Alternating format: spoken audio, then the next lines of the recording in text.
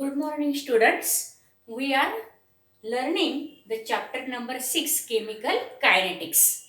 And in this chapter, we are now consider the zero order reactions. Which are the zero order reactions? Now the definition is in this way.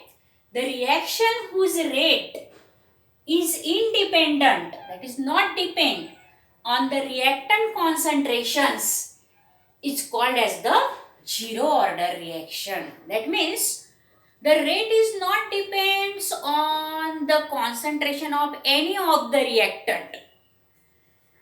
That means the order of such reaction is zero because the concentration term of the reactant is raised by 0, and then there is obviously the rate remains constant in the zero order reaction.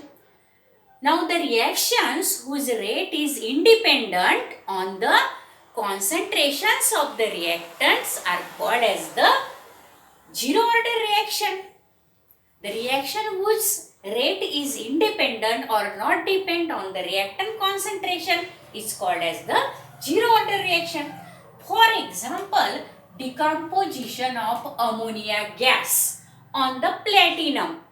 Platinum is here working as the catalyst, and decomposition of ammonia gives, that is the nitrogen gas and hydrogen gas. But for the decomposition of this ammonia must pass on from the surface of the platinum metal, and then the reactions rate is increases because platinum is catalyst here. On passing this ammonia gas on the surface of this platinum, there is decomposition of ammonia into nitrogen gas and hydrogen gas. Now, as there are so many large excess of ammonia molecules are present, but only few ammonia molecules only attach or present on the surface of the platinum metal. So only that gets decomposed, that gets converted into nitrogen and hydrogen.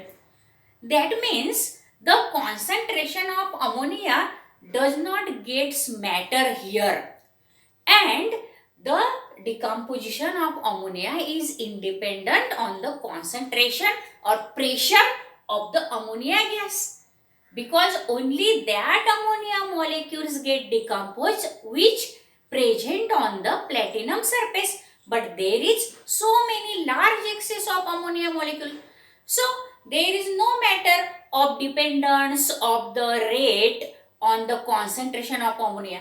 So decomposition of ammonia is the zero order reaction because its rate does not depends on the reactant concentration. Now come to the very important derivation, that is the integrated rate law of zero order reaction. As we already see the integrated rate law of first order reaction. Now here we have to see the integrated rate law of zero order reaction. Now consider any zero order reaction. Suppose A gives products. The differential rate law is given as, we know that how the differential rate law is given. Rate is equal to minus dA, that is the concentration of the reactant divided by dt. Now this is the rate, and minus sign suggests that the reactant concentration get consumed, so there is the minus sign. So rate is equal to minus dA divided by dt is equal to K into concentration of A. But here as it is zero order reaction, so concentration of A get raised by 0, and you know that any quantity whose that is the power is 0, that becomes equal to 1. So minus dA divided by dt is equal to what? K into 1, that is equal to K, that is constant, and thus minus dA divided by dt is equal to K, that is the constant. In this way, the rate of zero order reaction is always constant. See the blackboard.